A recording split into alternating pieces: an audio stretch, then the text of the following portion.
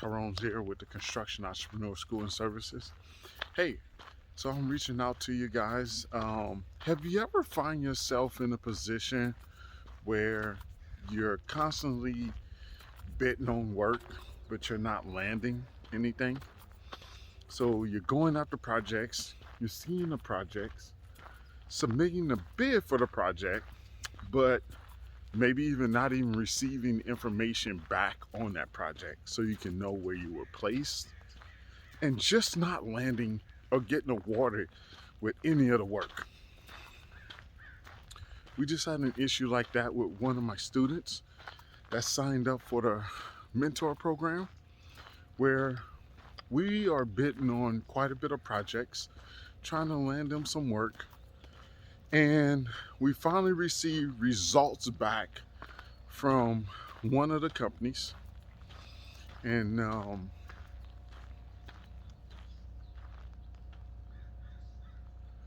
we finally received results back from one of the companies.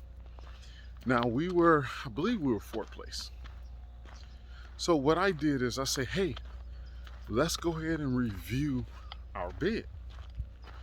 Now, a lot of people don't like to review their old bids to look to see where you can actually cut back, do less, and less estimate that we did. Let's look at it to see where we can crunch these numbers at. Now the bid is already done.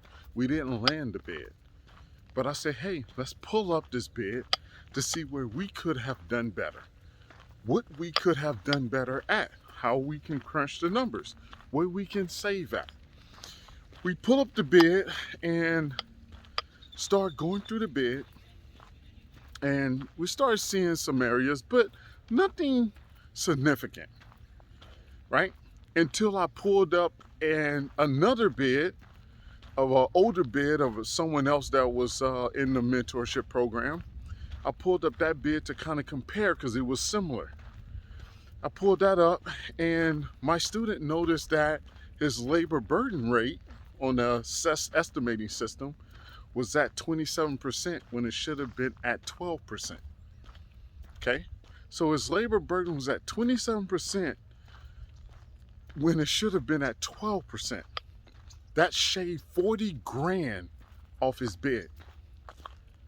Now, that 40 grand took him up a few notches in placement in the bid. It wasn't the lowest one, because the lowest one was, I want to say 150 grand. I'll show you the numbers here. Was quite a bit different. It was over 100 grand. So, trying to minimize your bid by 100 grand is tough. But we were able to shave off 40 grand because we had a higher labor burden percentage than it should have been. Now, that's a big difference, right? Now, how many bids did we do at that labor rate? How many times did we miss that? You have to look at that. You have to, and this is my point here, is getting back the data. Is the more data you have in regards to the jobs you're bidding on, whether you lost them or got awarded with them, the more data you have, the better you are to continue to get better at your estimates. So you have to do follow-ups. It's very important that you get data back from the people you're submitting bids to. That's the fair exchange there. That is the fair exchange. I'm providing you a bid. What if I get the bid or not? Now, I do expect you to share some information with me to help me get better in my process. Okay? And it always, all day, as much data as you can get can help you move forward with landing better, with producing better numbers to land the projects that you want. That's what's key. So make sure you do follow up. Make sure you call.